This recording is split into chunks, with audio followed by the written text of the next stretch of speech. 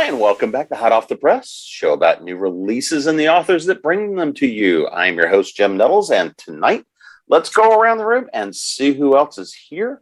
So, Stacy, I'll start with you. Hey, everybody. Thank you so much for having me. My name is Stacy Agdern. I am amongst many things, I am a contemporary romance writer. My new book, Love and Lacquers, came out last week, October 12th. It's the third in my Friendships and Festival series with Thule Publishing. Donald? I'm Donald J. Bingle. I'm a co-author with Gene Raby of the Love-Hate Case Files, books 1 and 2. I've also written half dozen other books and about 60-some published short stories. Kim?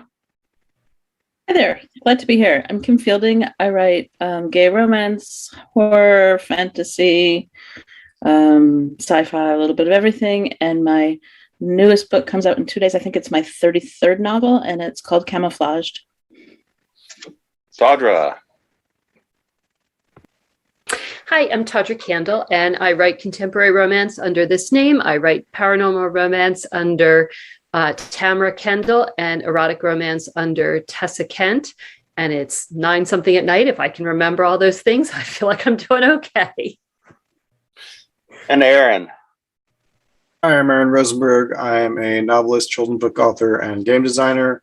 I've written about 40 some odd novels, about half of them tie-ins and the other half originals. So let's start talking a little bit about the new releases. So Stacy, I'm going to start with you. All right. So Love and Lacquers came out on the 12th. It's, as I said, it's the third in my Friendships and Festival series. It's the story of a small town Lacquer fry-off.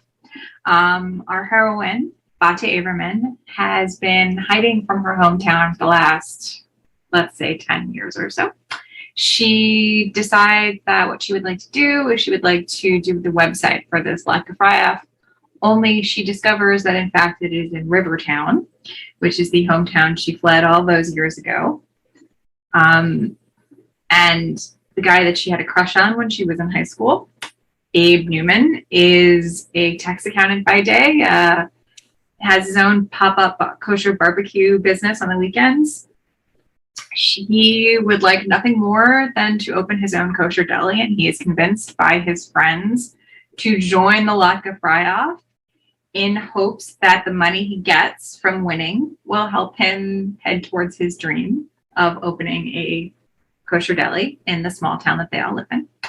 And it, of course, brings him up close and personal with Batya for the first time in over 10 years. So. And what was the big inspiration behind this one? Because this is part of a series too, if I remember right. Yeah. So for years, I have been watching like tons of different cooking competitions, but more specifically, like over the past few years, there's been like a bunch of stories and actual parts of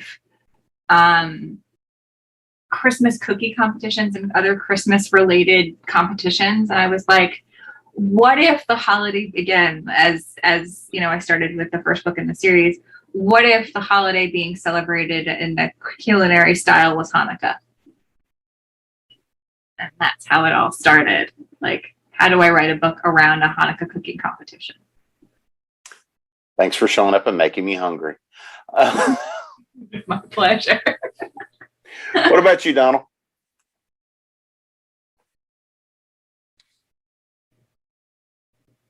If it'll get you off of mute. Yep. There we go. Gene Raby was the driving force behind the Love-Hate Case Files. We originally conceived of them as a series of novellas. She conceived of them as a series of novellas and brought me on board for that. We later decided that doing them as a series of novels was better. So Love-Hate Case Files is about a young law student, Evelyn Love, who's clerking at a one-man firm for Thomas Brock. They both live in San Francisco, modern-day San Francisco, but magic has returned to the world, and with it, supernatural creatures. everything from nixies and pixies and ghasts and ghouls and vampires and all sorts of critters who are not necessarily treated very well by the citizenry and the officials of San Francisco. They call them OTs, which stands for Other Than Humans. And Thomas Brock and Evelyn Love represent the legal rights of supernatural creatures in everything from custody cases to criminal matters, intellectual property, and what have you. Each of the books, there are now 2 books in the series, has 4 different case files in it. And there's also, of course, a through line that connects the entire series. So kind of how does your world work a little bit there? So if you're going with kind of the novellas tied up into the novels, what are the rules of your world? What are the rules of our world? Well, the rules are that the law was not made for supernatural and magical creatures. And there's all sorts of difficulties with prejudice, with people accusing them of things, with people treating them badly, with the law sometimes not letting them testify because the ghosts sometimes are rooted to the location where they died, and so they can't come to the courtroom. The first case starts out in the middle of a custody dispute where the wife is contesting the husband's right to have joint custody of the kids merely because he happens to be dead. And so there's a little bit of kind of mystery thriller stuff going on, a little bit of legal procedural stuff going on, a little bit of humor, and yes, there's a touch of romance, all in this urban fantasy setting. So Kim, what about you? What's your new offering? So my new offering is actually the 8th book in my Bureau series, although like all the other books in the series, it can be read as a standalone. And the series as a whole is sort of this noir paranormal thing about the Bureau of Trans-Species Affairs, which sounds like they could belong in Donald's world, actually, because they investigate, or they deal with non-human sentient species of various sorts. And each book takes place in a different decade. So this particular book takes place in 1968. And I've got an agent with the Bureau, Ralph Crespo, who's a dragon, but who is unfortunately stuck in human form, which, as you might imagine, is kind of distressing to him. So it's kind of reduced the kinds of jobs he can do on behalf of the Bureau. And he's been sent to deliver a message up in the California foothills. And he does, and it gets him embroiled with the recipient of the message, who is also non-human, and his species is a surprise.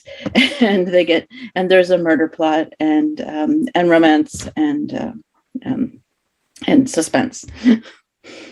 So what made you pick that time period for this one?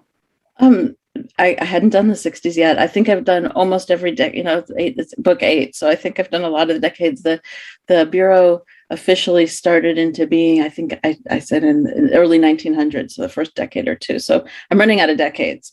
So. And so Tawdra, what's your new release? Well, this is we just figured it out. It's my 117th overall release. And I don't have the actual paperback, but I have a picture of the cover right there.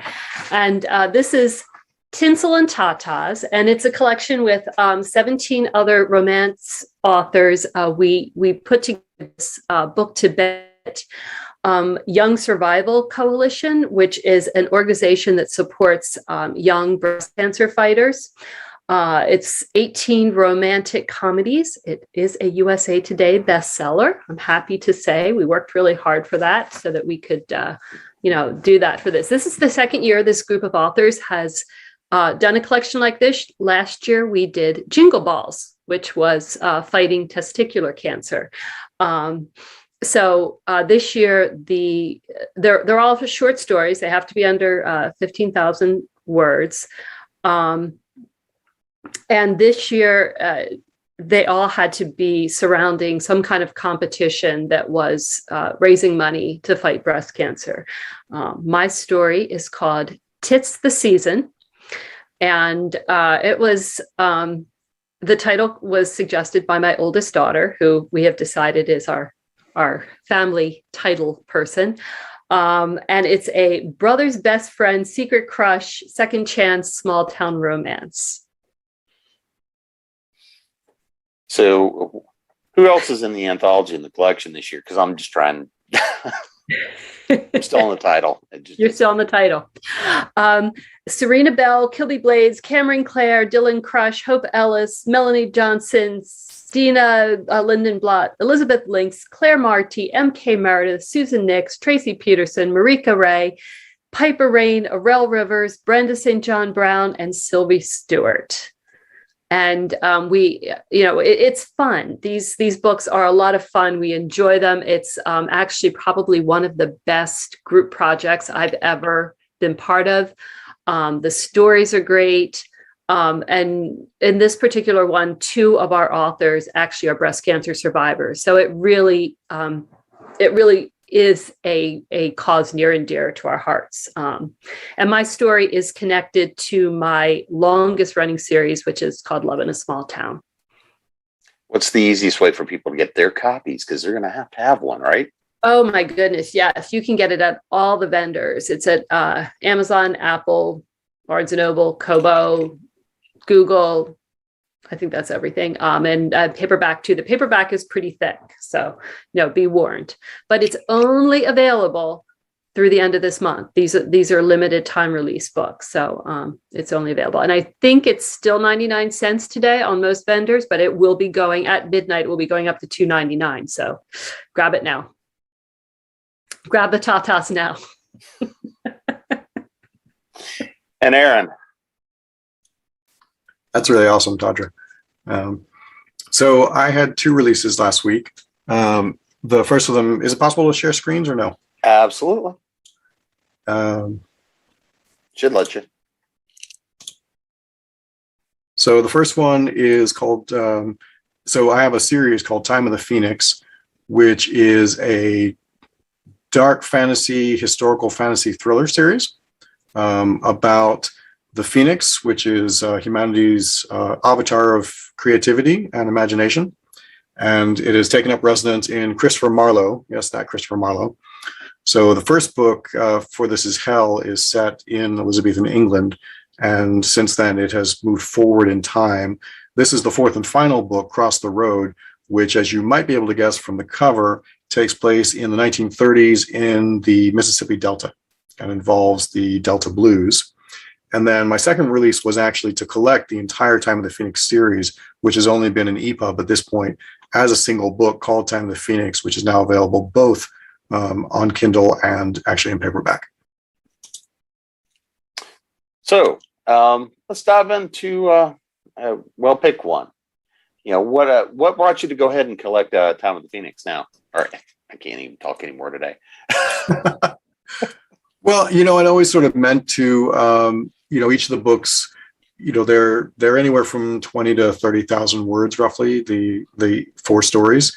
So it just made sense to collect them into one volume so that people could have them all at once and to see the arc as it occurs. Sometimes it's nice to pick things up individually, but sometimes it's nice to have them all together in one collection. So what's the arc of the story? Well, so it's all about the Phoenix, Christopher Marlowe, throughout the ages. And basically what happens is that the Phoenix is trying to influence people and to inspire them and encourage their creativity, while also trying to deal with various threats that are actually trying to sort of quash that creativity and diminish humanity's sense of originality and individuality. Well, hitting on the Delta Blues is always a personal favorite of mine. Yeah. We'll deal at the crossroads.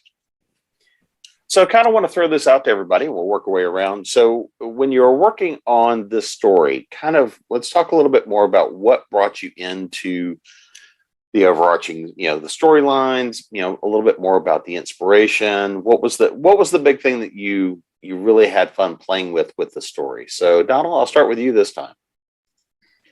Well, as I said, Jean Raby started things out. And so by the time she brought me in, there was a partial cast of characters, a fairly complete cast of characters already. And the tone of the stories was already kind of set.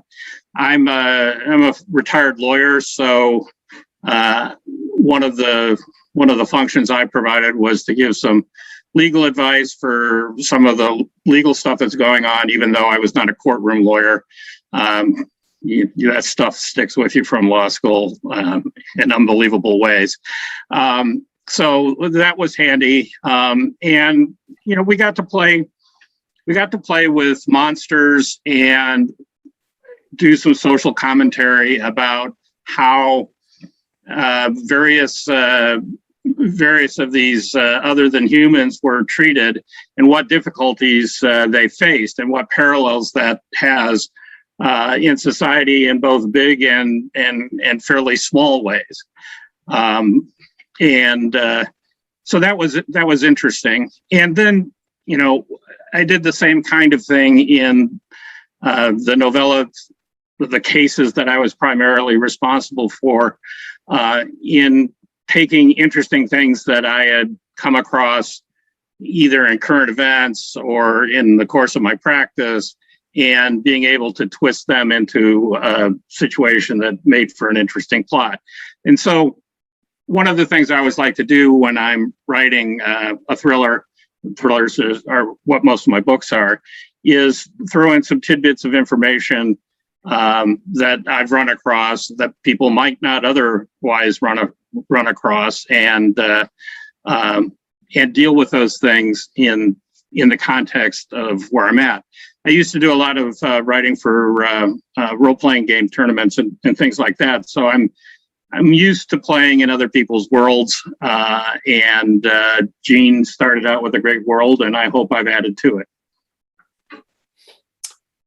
And I know you're having fun writing with Jean, so she's...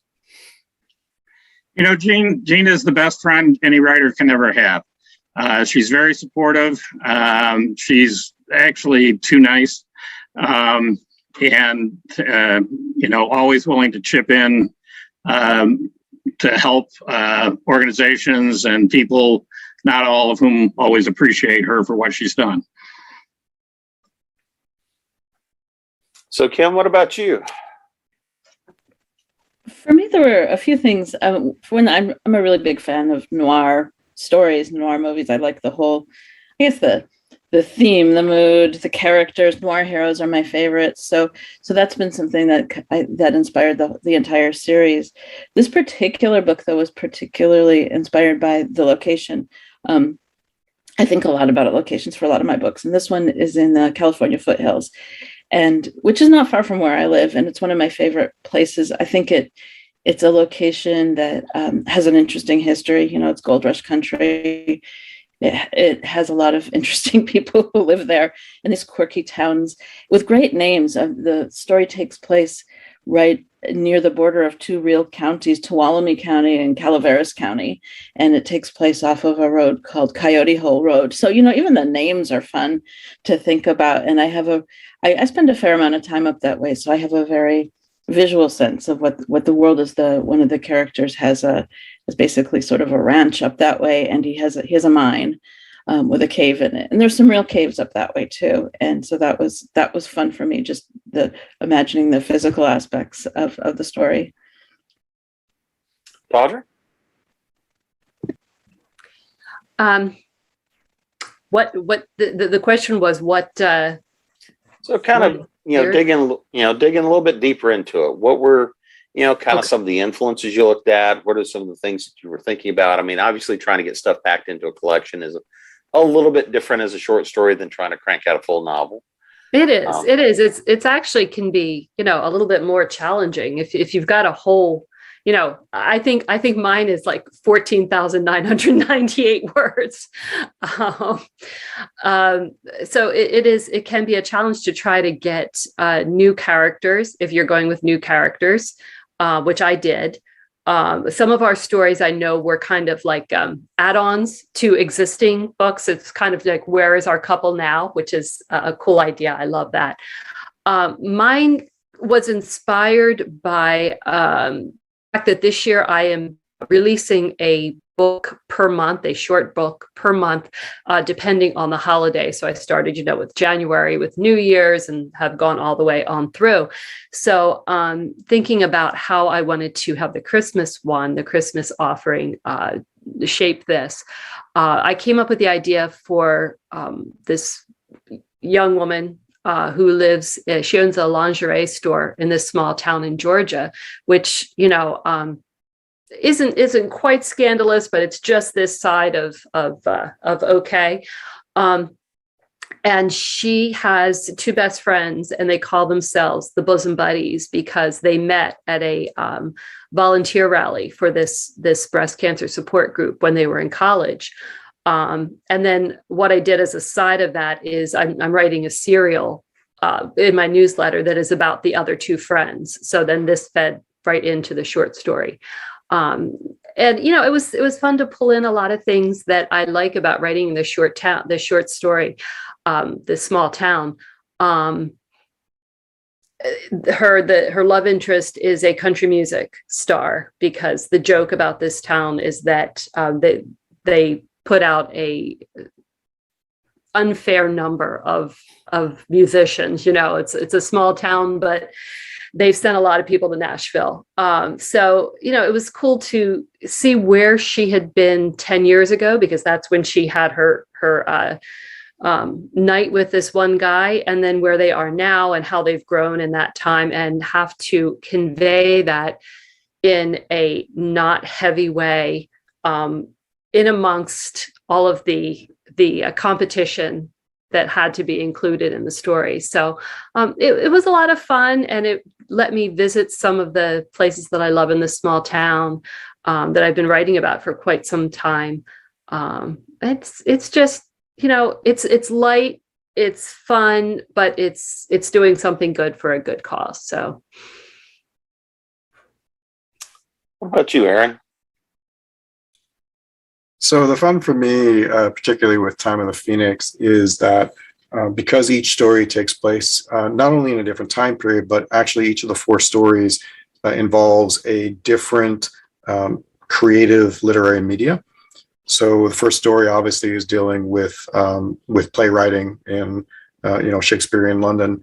The second one, One Haunted Summer, is set in 1816 in the Villa Diodati, which, for anybody who's familiar with literature, is of course where Mary Shelley came up with the idea for Frankenstein, when she was basically spending the summer with her husband, Percy Shelley, and with Lord Byron, and with John Polidori, who is credited as writing the very first vampire novel.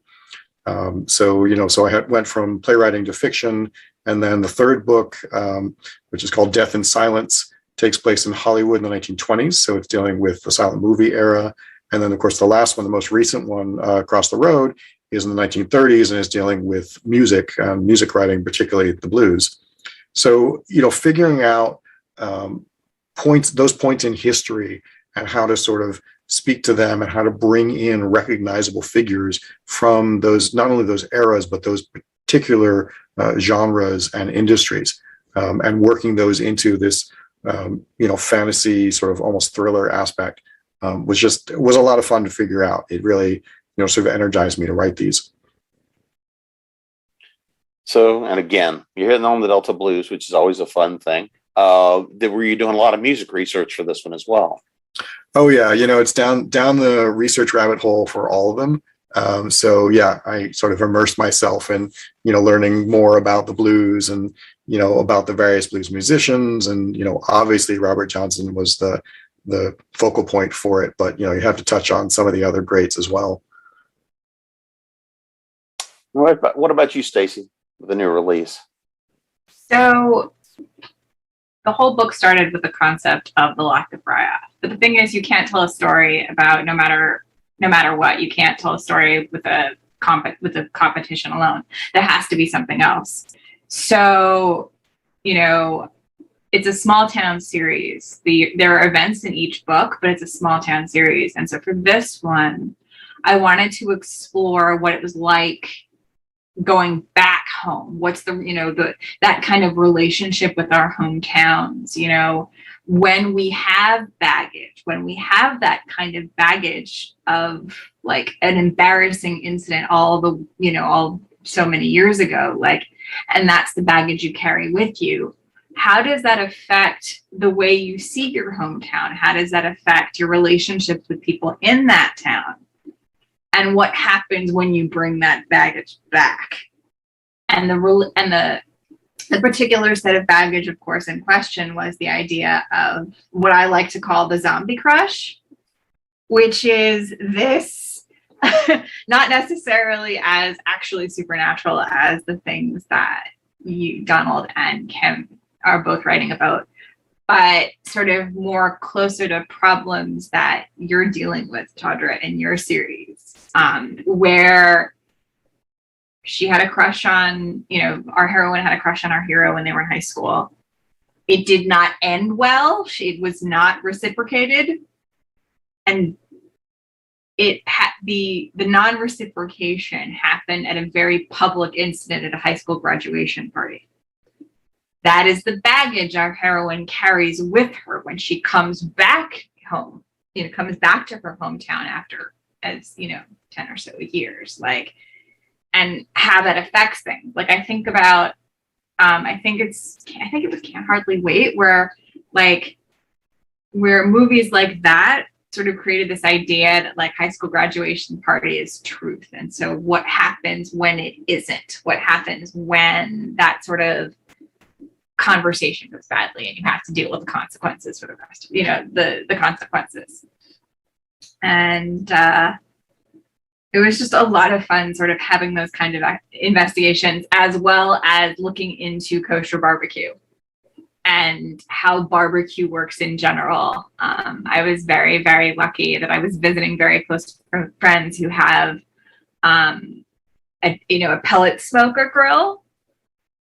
And so over the summer, I was able to have them teach me how it worked. And I was all excited because all of the information about his setup is based on what the grill that my friends have. So that was a lot of fun in terms of the research as well. Okay, now I got to ask, because I do a lot of cooking, and I do have one of those and an egg and a couple more things out back. So what did you learn about barbecue, especially make it kosher barbecue? So kosher barbecue in particular, I think is based on what you can use and when, and what kind of ingredients you can use. Like, there's a lot of basis in brisket. There's a lot of basis in meat. There's a lot of basis in in beef, more specifically beef and chicken. Because of course, clearly one of the fundamental issues with barbecue in specific and is that you cannot use pork and make it kosher. Also, the fundamental separation, you cannot use dairy in any of the sauces or preparations. So you have to be really, really careful. Lamb is possible, but again, it has to be specifically obtained. It has to be specifically prepared. In the book, I have a kosher butcher, but there are places that actually make this, prepare the meat specifically for being kosher in general, but also for barbecue. And there are two really, really great places that actually ship that do really great kosher barbecue. Wandering Q, I want to say, is one of them. And then I forget, Hakadosh is the other one, I think. But they're really, really amazing and brilliant. And it was just really, really fun to learn about the research, learn about this specific information for research. Well, since we're talking research, so Kim, what was the one big thing you learned out of research or discovered when you were going through the writing process? What was the big surprise that you pulled out of the hat working on this one? I love doing research, so I'm trying to think about what was the it takes place in 1968. So I had to think about transportation through California in 1968 and look to see when various freeways were open. Because I take freeways for granted. It's a big part of our life here. In fact, I just drove down to LA the other day, and you go down I-5, of course, but the freeways weren't all really functional back then. So it was just kind of the beginning of the freeway in California age. So finding out for me how you got from point A to point B, it was a little bit different then, even though it doesn't seem like it was that long ago. So that was just, and it's not a major part of the story, but it was just kind of fun to look into. Tawdra, anything, what's the nice little surprise that popped up for you? Well, I didn't do a lot of research for this. I guess the biggest surprise was just learning what I did about the group that I wrote into the story that is actually a real group, and what they do, and how great they've been and supportive to people who are fighting this disease, who are under 40. And just what that is like to have to face this kind of diagnosis when you're young, and the different implications that can have than it would be for somebody, say, my age. I'm finished having children. I have grandchildren, and it's completely different if you are a young woman or a young man too, and what that is. So that was the somber side of the of the whole story of the research. The more fun side was looking at competition as a sports competition. And I know that the ladies who are here will understand the particular stress that sports bras can bring to our lives. And so, looking at the different designs and how they could be used in this particular competition was the fun part of it. So, Aaron, what about you? What other fun research rabbit holes did you wind up going down? Well, probably the most fun one for me on this particular one, obviously, like things like Google Maps have been such a godsend for authors because, 15, 20 years ago when you were writing, you were busy, pulling up like road maps and things like that, and, driving to places or calling friends to take pictures for you and then like mail them to you or whatever. And then, Google Maps just allows you to literally go and look around places. But one of the things I found this time while riding across the road was I actually found a site that has before and after pictures, essentially, of historic buildings. And one of the buildings that I was looking at is a building out in Texas, and it was at the time the headquarters for one of the record companies out there, which has long since ceased to exist. But they were one of the companies that produced a lot of these blues records, including Robert Johnson's records.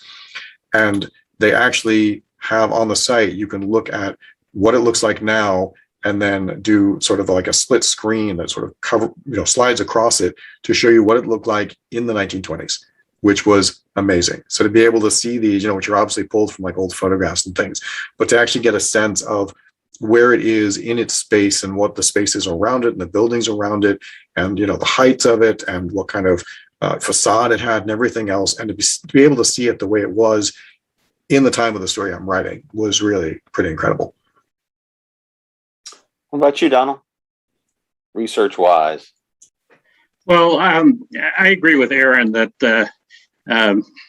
Google Maps and the various internet resources are just a wonder compared to what things were like before all of that. I actually had 2 books come out this year. In addition to Love and Hate, I had the last installment, or the 3rd installment in my spy thriller series. It was set largely in Australia. I've been to Australia, I've been to San Francisco, but I've never necessarily been to all the locations that my characters have to go. And so to be able to get on and do Street View or, find an internet resource where somebody does tours of the location and you can, chat them up about what's going on or get a video of one of their tours or something like that is just remarkable. But the really odd thing is, for me, how you stumble across things. My spy thriller series deals a lot with internet conspiracy theories. And, if you just take the time to kind of follow through on some links, you can find some remarkable things. And when I was doing Love Hate, at one point, I just needed to find a place where there would be an empty warehouse, not too highly populated around it, but near the water, which is kind of a conflict because everybody wants to live near the water. And I stumbled across an interesting factual situation. I'm not going to say too much about it, but where there's basically a Superfund site in the middle of San Francisco. Because of some things growing out of World War II. And I was able to use all of that information, which I didn't know anything about, to further the plot of the story in a credible way.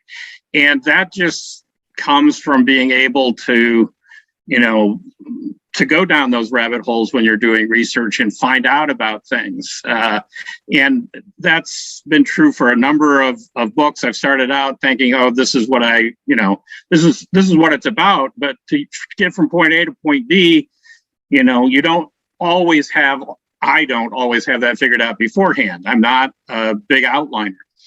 And so I discovered these things that helped me to get from point A to point B in the course of doing my research, sometimes literally about how the characters get from point A to point B and what they're going to go past on the way and how that might be relevant to the plot, or how it might provide a hiding place or a meeting place, or a place for a gunfight or something like that.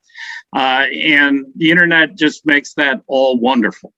And since I've been writing, I'm a retired guy. I'm on an indefinite pandemic staycation. And the only way I'm going to find out about these places is to go online and find out about them. So I'm going to throw this out there, just kind of anybody that wants to touch it and grab it. But a number of y'all are writing in, times other than relatively modern periods. So we know that places change, scenes change, roads change, buildings change. So when that's going on, how are you guys handling some of that research to go through and take a look at time periods, places, to make sure that hypothetically that road would have been there? There wouldn't have been a building sitting in the middle of the road, or like when you're going through Mississippi, the tree that was sitting in the middle of a crossroads that's gone now, something like that. One way to deal with it is just, it's sort of like almost seeing the forest for the trees. I mean, you can try to be super detailed and say like, that particular tree, but unless you know for certain that particular tree was there in the 1920s, it's probably better to just describe, a more general scene of trees and then focus on one or two elements that you do know were there. So like when I was looking at the buildings in, the 1930s, I would find a building, that I thought would fit in the location I'm in, in the time period I'm in. And then I would Google that building to see, okay, when was this building built? Oh, this building was built in the 40s. So that's not going to work. Okay, find another building. Okay, this building actually was built in the 20s. All right, can I find pictures of it from the 20s? Oh, the building next to it didn't exist when it was first built. Okay, so I can't use that building as an entrance point or anything like that. But you can focus on the details that would actually sort of stand up to that research level, and kind of, gloss a little bit on some of the others. Mention the diner without giving the diner's name if you don't know a specific diner that was definitely working at that time period, that sort of thing. In line with what Aaron was saying, I think, when you're writing historical pieces, you don't necessarily need to give every teeny tiny detail. I mean, I mentioned I love to do research. I'm an academic, so research is, I love that stuff. And I often end up finding out a lot more stuff than I really need. But you only need to give enough to give sort of an authentic flavor, and sometimes it can be just a smell or a music, a snatch of music people might be listening to at a particular time, or a food they're eating or something like that. So I think having a few really rich specific details is often better than trying to get every tiny little thing right. And even if you get things right, there's always going to be somebody out there who complains it's not right, even though it is. And so I think it's better to try and just get sort of these little pieces that give the flavor rather than try and get the whole picture, especially if you're not writing a history textbook. Anybody else have anything else they want to throw in on that one? If I'm worried about the details of a book and not having sufficient expertise, I mean, aside from trying to generate it myself, one of the things I can do is target beta readers that, have that expertise. So not in Love Hate, but in the spy thriller that I was doing that was set in Australia, I specifically recruited some Australian friends as beta readers who could tell me, what were the preferences of beer in different provinces or, different territories in Australia, and whether this name, was common in that area of the country or not common in that area of the country, which is more than you can get from a, baby name directory or something like that. And the other little trick sometimes is, if there's a piece of information that can make you sound more expert than you are because it's a detail not a lot of people but experts know. Again, I was looking into surface-to-air missiles, which I know nothing about, and I'm always trying to be very careful when I'm talking about munitions because I know nothing about them, and I want to get the details right. And so I'm trying to figure out what kind of surface-to-air missile this guy is going to use. And I've got this long list. This is what the Romanian military uses, this is what the English military uses, blah, blah, blah. And it's just mind-numbing how much detail it is. And I'm scrolling through it, and I see that there's a little, flavor text to one of them that talks about how you have to be careful about the battery because it tends to discharge if you don't, handle the surface-to-air missile correctly. And it's kind of like, well, that's the one I'm picking because that will be meaningless to everybody who doesn't know anything about surface-to-air missiles. That's a nice little, bit of dialogue or whatever. But the people who do know something about it, they'll think I know a lot about it because that particular, surface-to-air missile has that particular problem. And so you kind of feign more expertise than you have. Plus, it gives you something to go wrong. Yeah, well, true. I say nothing about that. So, what are we always reading people for or reading books for is, of course, the characters. What is it? So, Tawdra, I'm going to start with you on this one. So, with the characters in the story, because you're still working in your world. In yours, because you're still kind of playing in the same town, a lot of the same connections. What is it about your world that people are going to get pulled into deepest? Who are your favorite people to write about, whether they're in this story or not? Yeah, and actually, they are. The relationships in this small town are what always draw me in, and what I think draw in the readers too. And in this particular one, in the third book in the series, we meet a guy who came home. He had graduated from high school there and then took off for Nashville. As I said, so many people in this town did, but he's actually the reason why country music is so big in their town. He went off to Nashville. He did not become a singer, but he worked in the business, got to know a lot of people. Got married, had a baby, and then had tragedy struck, and he ended up coming back to the small town with just his baby, and opened up a bar that also played good music. And because of his connections with Nashville, anybody who's going by there comes and sings at Mason's Bar. It's called the Roadblock, and that has been the setting for a lot of important things throughout the rest of the series. People meet there, people have good and bad things happen to them there. And he's just become this kind of linchpin that if I need somebody who I can really count on, and he's got a little bit of a gossip heart, but he really cares about his town. He really cares about all the people in it, and he knows what's going on with everybody because he works at a bar, he owns the bar. So everybody goes there and talks, and he really knows what's going on. So it was cool to pull him back in. I always love to, give him a few more kids than the last time. talk a little bit about what's been going on in his life. So it's the people, the characters, the relationships that make it. What about you, Aaron? Obviously the only character I have running through the entire time of the Phoenix series is Marlowe himself, who's the Phoenix. Because one of the points of the story is, what does it do to somebody to have this kind of immortality thrust upon them, to live through all these different eras, encounter people for sort of a brief period out of your own life, and then move on from them. But part of the fun of the series too is that I've been able to play with some of these famous figures from history. So getting to deal with Marlowe himself, getting to deal with, the Shelleys and Byron, getting to deal with Valentino, who is of course central to the silent movie story, and then getting to deal with Robert Johnson in particular in Cross the Road. It's fun because it's almost like literary archaeology in a way, because you're sort of piecing together bits and pieces of these people, so you're looking at their letters, and you're looking at, obviously for later ones, you'd be looking at things like their interviews and things. For Robert Johnson, there are actually recordings of him. So you're listening to their voices, and then trying to infer from that what they would have been like, and then fitting that into the story, and also letting that, shape the story as well, because obviously you want to be true to who these people were, and not try to dictate how they would behave, but instead sort of try to get a sense of what would they have done instead, and let that lead you a little bit. So Stacy, what about you? What about your characters?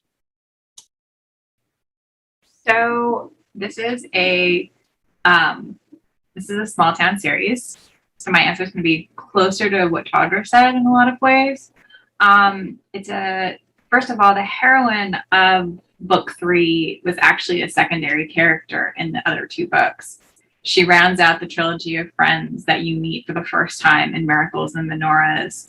You see her again as the heroine's best friend in, one of her 2 best friends in History of Us. And so she evolves both as a person and as a character through the series. And then in Love and Lacquers, unlike the other 2 books, I made the fundamental decision.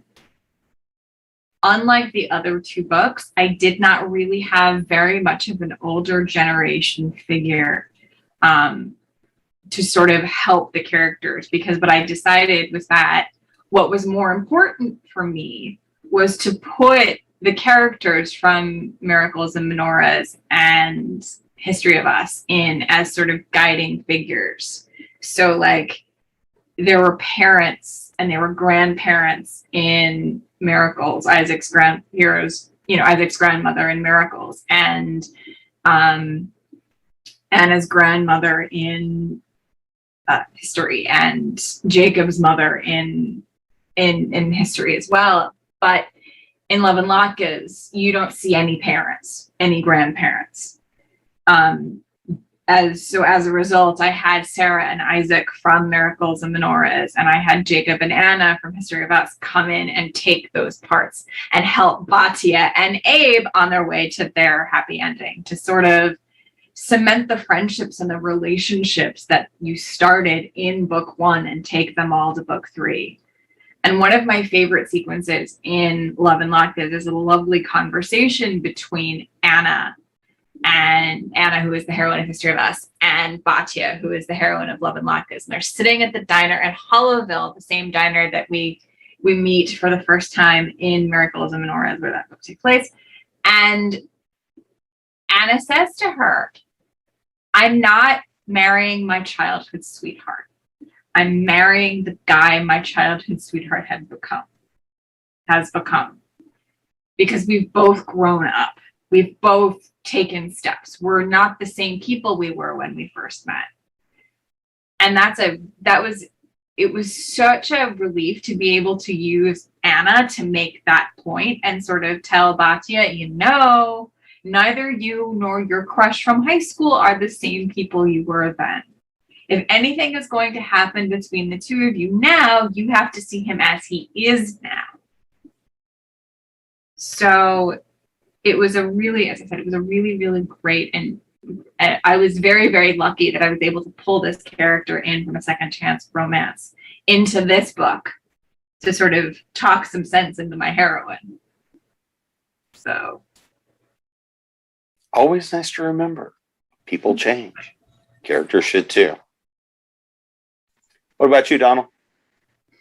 Well, having been an attorney and gone to law school and taken the bar exam where they test you on things that you will never, ever actually use in practice, like treasure trove and nonsense like that, I identify probably most strongly with the lawyer characters in the Love-Hate case files. But I have to say that on Jean's behalf, her favorite character is Valentino. Valentino is a hippie who got killed just after the Summer of Love in San Francisco. Unfortunately for him, he's one of the ghosts that is bound geographically, and he can't really go off the block that he was killed on. And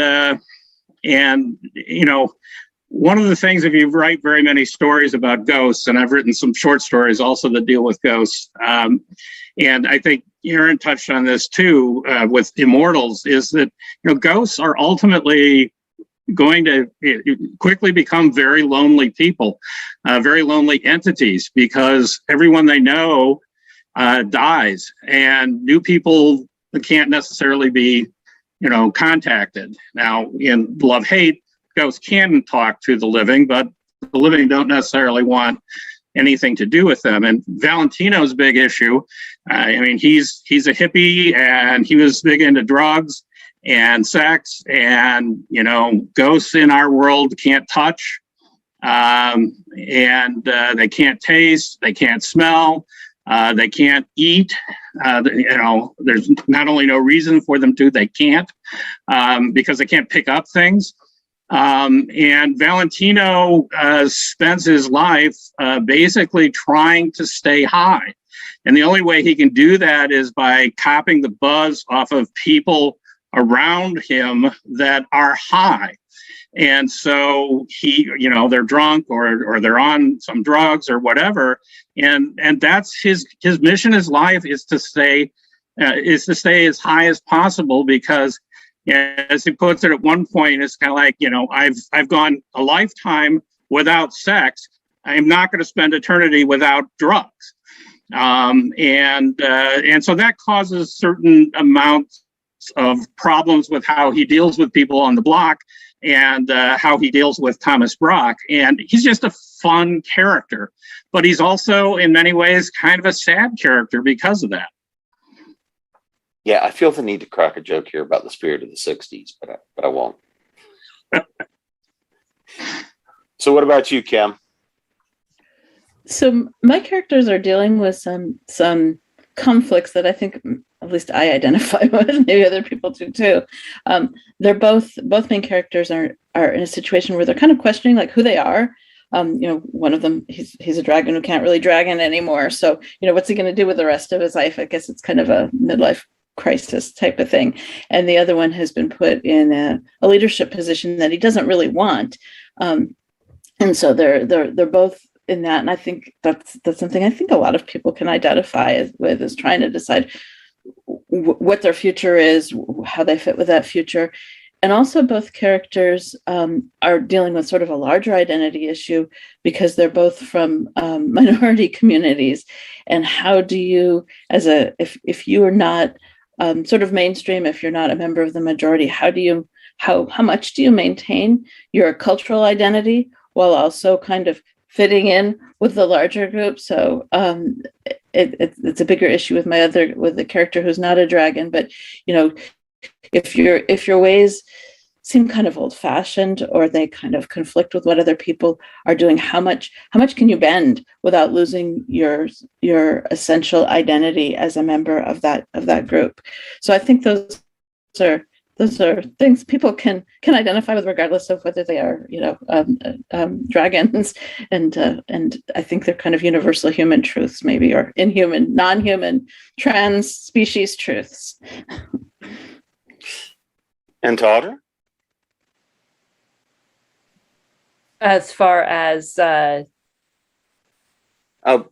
Just anything last on your characters, anything like that you want to go with their relationships? I was enjoying everybody. I was listening. I was going on a track with the dragon, and I've been thinking about the '60s and the summer of love and everything. So I'm just like lost in those worlds right now.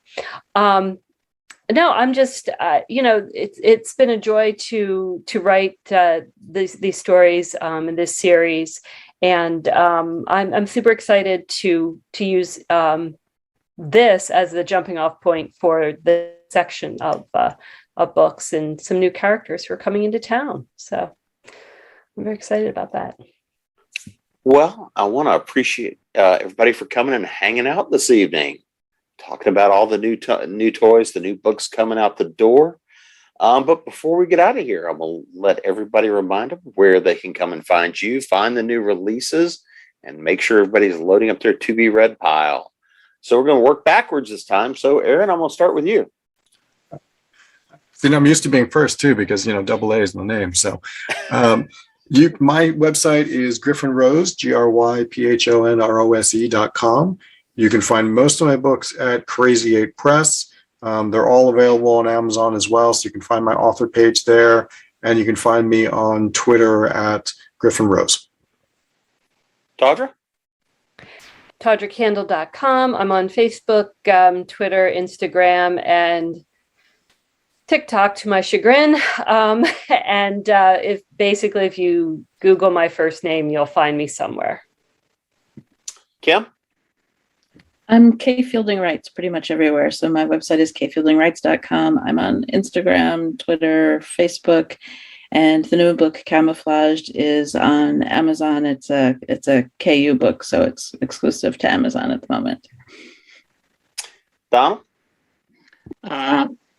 You can find me at my website, donaldjbingle.com. You can find Jean at her website, Jean Rabe. That's JeanRabe.com. Love Hate is available on Amazon, an ebook or in print. And few people know this, but Aaron does. There's actually a prequel short story that came out in the anthology that was put out by the Origins Game Fair Library a few weeks back. And so if you're really a completist, you might want to try and grab a copy of that from me or from Jean, or I suspect Aaron might have a copy or two that he can point you at. And Stacy? So Love and Lacquers is available. Came out from Thule Publishing, so it's available pretty much anywhere books are sold. Amazon, Barnes & Noble, Bookshop, some indies like One More Page in Arlington, Virginia will have signed book plates. And I think I might be going to Q and Willow in Queens in November, so cross your fingers for me. I am NY Stacy on Twitter, S Agdern on Instagram, Stacey A Agdern on Facebook. My website is staceyagdern.com. And I am on TikTok as S Agdern, but I have not really done anything with it. I'm just investigating. So right now. So thank you so much for having me. Well, I want to thank everybody for coming to hang out with us this evening. Of course, I've been your host, Jim Nettles. You can find me at jamespnettles.com, authoressentials.net, and of course, hanging out here at ConTinual. And we will see you next time. Thanks much.